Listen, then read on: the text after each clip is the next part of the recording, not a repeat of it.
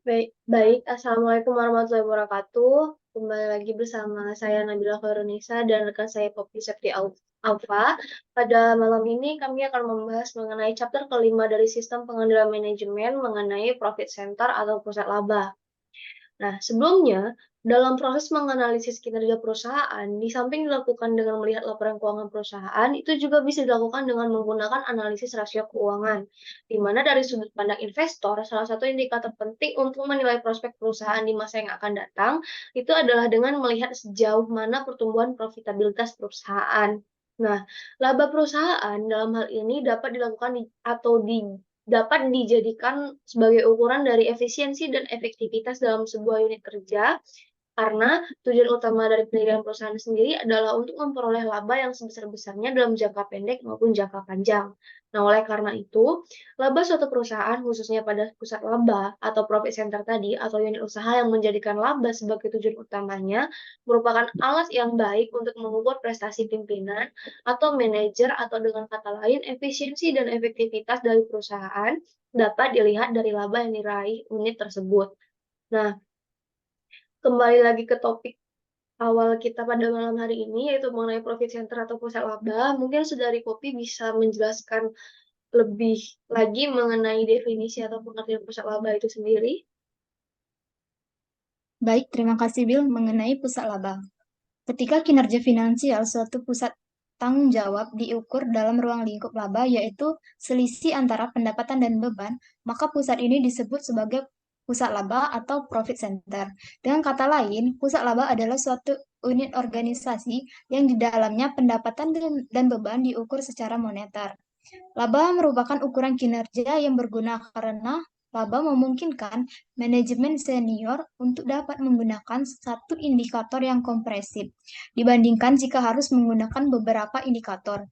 Beberapa di antaranya merujuk ke arah yang berbeda. Nah, untuk pengertian pusat laba itu sendiri merupakan pusat laba adalah pusat pertanggungjawaban yang prestasi dari manajernya diukur berdasarkan laba atau selisih atau pendapatan dan beban yang diperoleh. Pusat laba itu dapat dibentuk dengan struktur divisionalisasi yang memungkinkan unit utama bertanggung jawab terhadap produksi dan pemasaran sekaligus. Pusat laba ini dibentuk dengan keputusan expand dan revenue trade-off. Keputusan ini ditentukan dengan dua kondisi, yaitu manajer memiliki akses ke informasi yang relevan dan membuat keputusan dan terdapat ukuran efektivitas atas trade-off yang dibuat manajer. Pusat laba atau profit center ini merupakan pusat pertanggungjawaban yang memiliki kewenangan untuk mengendalikan biaya-biaya dan menghasilkan pendapatan, tetapi tidak memiliki kewenangan untuk mengambil keputusan tentang investasi. Pusat laba ini hanya bertanggung jawab terhadap tingkat laba yang harus dicapai. Misalnya, pimpinan anak perusahaan atau manajer divisi yang tidak diberi hak untuk mengambil keputusan tentang investasi.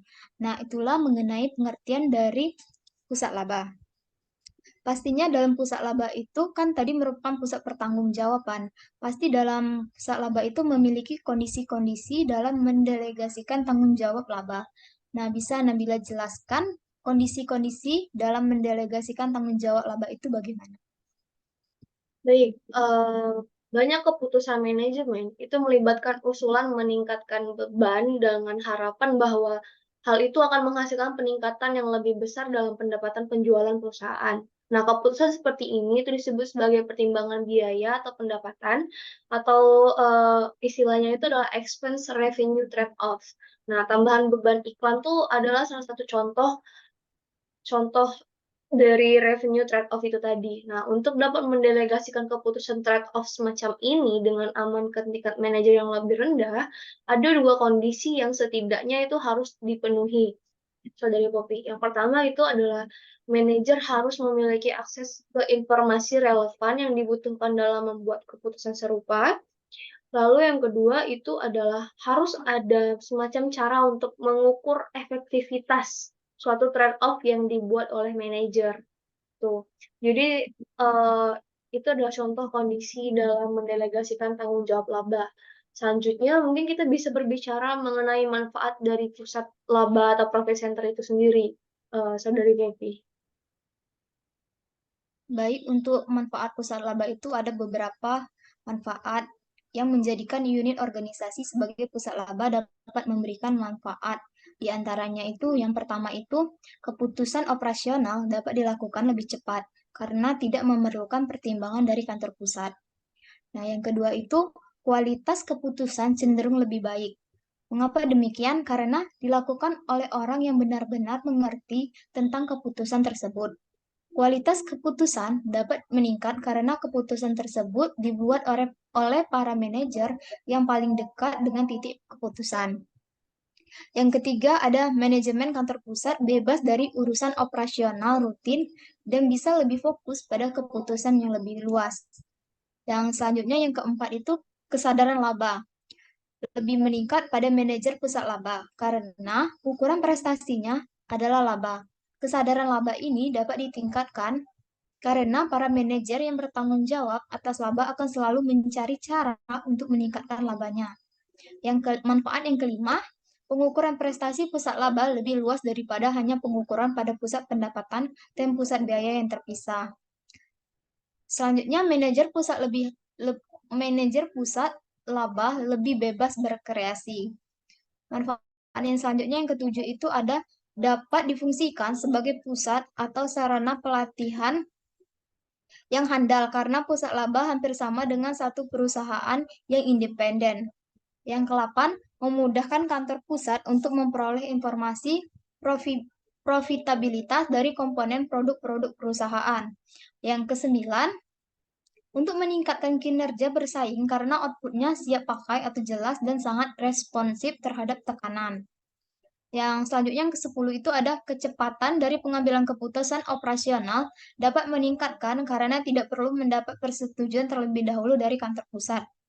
Yang ke-11, manajemen kantor pusat bebas dari pengambilan keputusan harian sehingga dapat berkonsentrasi pada hal-hal yang lebih luas. Yang ke-12, manajer karena tunduk pada hanya sedikit batasan-batasan dari korporat lebih bebas untuk menggunakan imajinasi dan inisiatifnya. Selanjutnya, karena pusat laba serupa dengan perusahaan yang independen, maka pusat laba memberikan tempat pelatihan yang sempurna bagi manajemen umum. Para manajer mendapatkan pengalaman dan dalam mengelola seluruh area fungsional dan manajemen yang lebih tinggi, mendapatkan kesempatan untuk mengevaluasi potensi pekerjaan yang tingkatannya lebih tinggi. Nah, manfaat yang selanjutnya itu pusat laba memberikan informasi yang siap pakai bagi manajemen puncak mengenai profitabilitas dan komponen-komponen individual perusahaan. Nah, manfaat yang terakhir itu ada karena keluaran atau outputnya yang dihasilkan telah siap pakai, maka pusat laba sangat responsif terhadap tekanan untuk meningkatkan kinerja kompetitifnya. Itu manfaat dari pusat laba. Selanjutnya itu kita membahas mengenai pasti dalam pusat laba itu memiliki kendala atau kesulitan yang timbul dengan adanya profit center. Nah, bisa Saudari Nabila jelaskan kendala apa saja atau kesulitan yang timbul dengan adanya profit center itu? Baik, berbicara mengenai kendala atau kesulitan yang timbul di samping adanya manfaat dari profit center tadi, itu ada beberapa kendala atau kesulitan yang mungkin timbul, Robi. Yang pertama itu ada dengan adanya pengambilan keputusan yang terdesentralisasi, itu akan memaksa manajemen puncak untuk lebih mengandalkan laporan pengendalian manajemen dan bukan wawasan pribadinya atas suatu operasi, sehingga hal ini akan mengakibatkan hilangnya pengendalian. Yang kedua, itu jika manajer kantor pusat lebih mampu dan memiliki informasi yang lebih baik dari manajer pusat laba pada umumnya, maka kualitas keputusan yang diambil pada tingkat unit laba itu akan berkurang. Yang ketiga, adanya perselisihan itu dapat tidak, maksudnya potensi perselisihan itu dapat meningkat karena adanya argumen-argumen mengenai harga transfer yang sesuai, pengalokasian biaya umum yang tepat, dan kredit untuk pendapatan yang sebelumnya dihasilkan secara bersama-sama oleh dua atau lebih unit bisnis. Lalu selanjutnya, itu ada unit-unit organisasi yang pernah bekerja sama sebagai unit fungsional akan saling berkompetisi satu sama lain. Kemudian ada juga divisionalisasi yang dapat mengakibatkan biaya tambahan karena adanya tambahan manajemen, pegawai, dan pembukuan yang dibutuhkan, dan mungkin mengakibatkan duplikasi tugas di setiap pusat laba. Selanjutnya itu juga ada dari sisi manajemen umum, di mana para manajemen umum yang kompeten mungkin saja tidak ada dalam organisasi fungsional karena tidak adanya kesempatan yang cukup bagi mereka untuk mengembangkan kompetensi manajemen umum. Kemudian ada juga, tekanan atas profitabilitas jangka pendek yang mungkin akan terlalu banyak dengan mengorbankan profitabilitas jangka panjang gitu. Karena ingin melaporkan laba yang terlalu tinggi, manajer pusat itu bisa lalai melaksanakan penelitian dan pengembangan, program-program pelatihan ataupun perawatan. Kecenderungan ini itu khususnya terjadi jika frekuensi pergantian manajer pusat laba itu relatif tinggi. Lalu yang terakhir itu, kendalanya adalah tidak ada sistem yang sangat memuaskan untuk memastikan bahwa optimalisasi laba dari masing-masing pusat laba akan mengoptimalkan laba perusahaan secara keseluruhan. Itu tadi beberapa kendala atau kesulitan yang mungkin timbul karena adanya profit center kopi. Kemudian, untuk pusat laba itu sendiri kan terdiri dari beberapa bentuk gitu. Mungkin kepada Poppy bisa lebih jelaskan mengenai bentuk-bentuk pusat laba itu tersendiri? Baik, untuk bentuk-bentuk pusat laba itu memiliki beberapa bentuk-bentuknya. Nah, yang pertama itu unit bisnis atau divisi sebagai pusat laba manajernya yang bertanggung jawab dan mempunyai kebijakan serta kendali terhadap pengembangan produk, proses produksi dan pemasaran serta perolehan produk, sehingga ia dapat mempengaruhi pendapatan dan biaya yang berakibat terhadap laba bersihnya.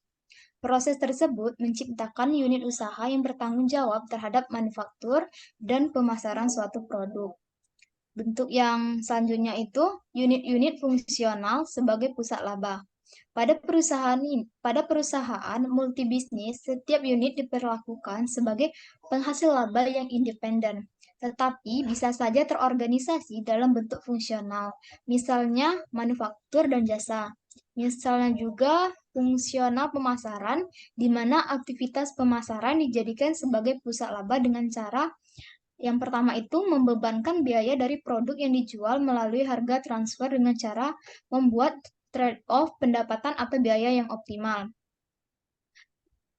Cara yang selanjutnya, harga transfer dibebankan kepada pusat laba berdasarkan biaya standar, memisahkan kinerja, biaya pemasaran terhadap biaya manufaktur. Hal ini berpengaruh terhadap perubahan efisiensi di luar kendali manajer pemasaran. Untuk bentuk pusat laba yang selanjutnya itu ada unit-unit fungsional pendukung. Nah, sebagai pusat laba, hal ini meliputi unit-unit pemeliharaan, teknologi informasi, transportasi, teknik, konsultan, dan layanan yang dapat dijadikan pusat laba. Caranya itu ada beberapa cara. Cara yang pertama itu membebankan biaya dari layanan yang diberikan dan menutupnya dari pendapatan atas layanan yang diberikan baik kepada internal dan eksternal. Yang cara yang selanjutnya itu manajer organisasi unit ini termotivasi untuk mengendalikan biayanya agar pelanggannya tidak meninggalkan. Nah, di samping itu konsumen termotivasi untuk membuat keputusan apa jasa yang diterima telah sesuai dengan barangnya.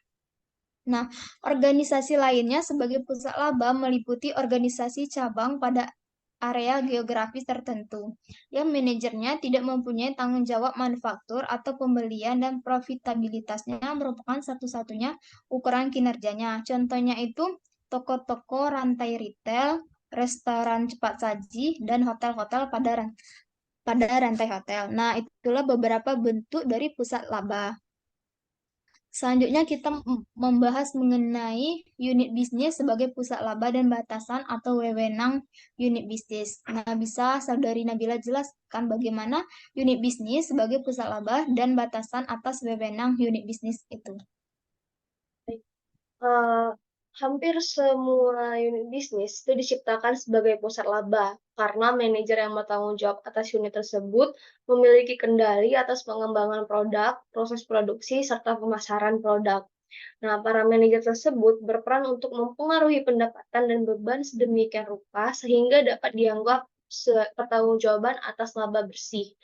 Nah, para manajer tersebut berperan untuk mempengaruhi pendapatan dan beban sedemikian rupa sehingga dapat dianggap bertanggung jawab atas laba bersih kan. Nah, meskipun demikian, seperti yang akan ditunjukkan pada sesi bincang-bincang kita berikutnya bahwa seorang manajer itu dapat dibatasi dengan berbagai cara yang sebaiknya dicerminkan dalam desain dan operasi pusat laba. Nah, untuk batasan atas wewenang unit bisnis sendiri adalah seperti yang sudah saya katakan tadi bahwa para manajer tersebut berperan untuk mempengaruhi pendapatan dan beban sedemikian rupa sehingga dianggap bertanggung jawab atas laba bersih. Namun, di sisi lain, wewenang seorang manajer itu dapat dibatasi dengan berbagai cara yang dicerminkan dalam desain dan operasi pusat laba. Untuk memahami sepenuhnya manfaat dari konsep pusat laba, manajer unit bisnis akan memiliki otonomi seperti presiden dari suatu perusahaan independen. Jika suatu perusahaan dibagi menjadi unit-unit yang sepenuhnya independen, maka perusahaan akan kehilangan manfaat dari sinergi dan ukuran yang ada. Lebih lanjut lagi, jika semua wewenang yang diberikan oleh dewan direksi kepada CEO didelegasikan ke manajer unit bisnis, maka berarti bahwa manajer senior melepaskan tanggung jawabnya sendiri. Akibatnya, struktur unit bisnis mencerminkan trade-off antara otonomi unit bisnis dan batasan perusahaan. Nah, efektivitas dari suatu organisasi unit bisnis sendiri sangat bergantung pada hal tersebut, gitu, Poppy.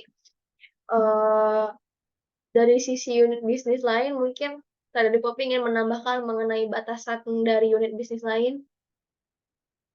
Baik, untuk batasan dari unit bisnis lain itu, salah satu masalah utama dari terjadi ketika suatu unit bisnis harus berurusan dengan unit bisnis lain, sangatlah berguna untuk memikirkan pengelolaan suatu pusat laba dalam hal pengendalian atas tiga jenis keputusan. Nah, yang pertama itu keputusan produk, yang kedua keputusan pemasaran, dan yang ketiga itu keputusan perolehan atau bagaimana mendapatkan atau memproduksi barang atau jasa. Nah, jika seseorang manajer unit bisnis dapat mengendalikan ketiga aktivitas tersebut, biasanya tidak akan ada kesulitan dalam melaksanakan tanggung jawab laba atau mengukur kinerja. Semakin sulit melaksanakan tanggung jawab pusat laba tunggal untuk kegiatan aktivitas tersebut dalam lini produk yang lain, yaitu akan lebih sulit jika keputusan produksi, sourcing, dan pemasaran untuk lini produk tunggal dipecah ke dalam dua unit bisnis atau lebih. Sehingga dalam memisahkan kontribusi tiap-tiap unit bisnis demi kesuksesan lini produk secara keseluruhan. Salah satu masalah untuk terjadi ketika suatu unit bisnis harus berurusan dengan unit bisnis lain, batasan dari unit bisnis lain akan semakin tidak terlihat apabila keputusan produk, keputusan pemasaran, dan keputusan perolehan dilakukan oleh satu unit bisnis. Di samping itu, terdapat sinergi antara unit bisnis. Nah, jika seseorang manajer unit bisnis dapat mengendalikan ketiga aktivitas tersebut, biasanya tidak akan ada kesulitan dalam melaksanakan tanggung jawab dari laba dan mengukur kinerja. Pada umumnya, semakin terintegrasi suatu perusahaan, maka akan semakin sulit melakukan tanggung jawab pusat laba tunggal untuk ketiga aktivitas tersebut dalam lini produk yang ada. Nah, itu mengenai batasan dari unit bisnis lain. Selanjutnya kita membahas mengenai batasan dari manajemen korporat. Nah, bisa Saudari Nabila jelaskan batasan dari manajemen korporat itu bagaimana? Baik, batasan-batasan yang dikenakan oleh manajemen korporat itu dikelompokkan menjadi 3 bagian. Yang pertama itu ada batasan yang timbul dari pertimbangan-pertimbangan strategi. Yang kedua, batasan yang timbul karena adanya keseragaman yang diperlukan. Dan yang terakhir adalah batasan yang timbul dari nilai ekonomi sentralisasi. Manajemen korporasi itu juga menggunakan batasan lain. Setiap unit bisnis memiliki perjanjian yang menyatakan aktivitas-aktivitas pemasaran dan atau produksi yang boleh dilaksanakan, dan unit produksi tersebut harus menjaga untuk tidak beroperasi di luar perjanjian tersebut. Meskipun unit produksi tersebut melihat kesempatan laba, maka ia tidak boleh beroperasi apabila itu di luar perjanjian yang sudah dibuat, gitu. Jadi selain itu, pemeliharaan citra korporat juga memerlukan batasan atas kualitas produk atau atas aktivitas-aktivitas hubungan masyarakat. hampir hampir semua perusahaan itu mempertahankan beberapa keputusan finansial pada tingkat korporat, setidaknya untuk aktivitas-aktivitas domestik. Akibatnya, salah satu batasan utama atas unit bisnis berasal dari pengendalian korporat terhadap investasi baru. Unit usaha yang ada harus saling bersaing satu sama lain untuk mendapatkan bagian dari dana yang tersedia. Oleh karena itu, suatu bisnis dapat menemukan bahwa rencana ekspansinya gagal karena ada manajer dari unit bisnis tersebut memiliki program yang lebih menarik. Nah, mungkin itu tadi mengenai batasan dari sisi manajemen korporasi gitu. Saya rasa mungkin cukup ya Saudari Poppy untuk pembahasan kita Ya, mengenai profit center atau pusat laba di malam hari ini, di mana pusat laba itu merupakan pusat pertanggungjawaban yang prestasi manajernya itu diukur berdasarkan laba, di mana menghitung laba itu seperti selisih antara pendapatan dan beban yang diperoleh gitu. Pusat laba dapat dibentuk dengan struktur divisionalisasi yang memungkinkan unit utama bertanggung jawab terhadap produksi dan pemasaran sekaligus gitu. Dengan banyak manfaatnya dan di sisi lain juga mungkin kendala yang muncul karena adanya profit center ini sendiri tadi sudah dibahas. Mungkin saya rasa cukup untuk pemaparan materi kami berdua pada malam hari ini. Terima kasih atas perhatiannya. Kami mohon maaf atas kekeliruan dan kekurangan kami. Kami akhiri. Assalamualaikum warahmatullahi wabarakatuh.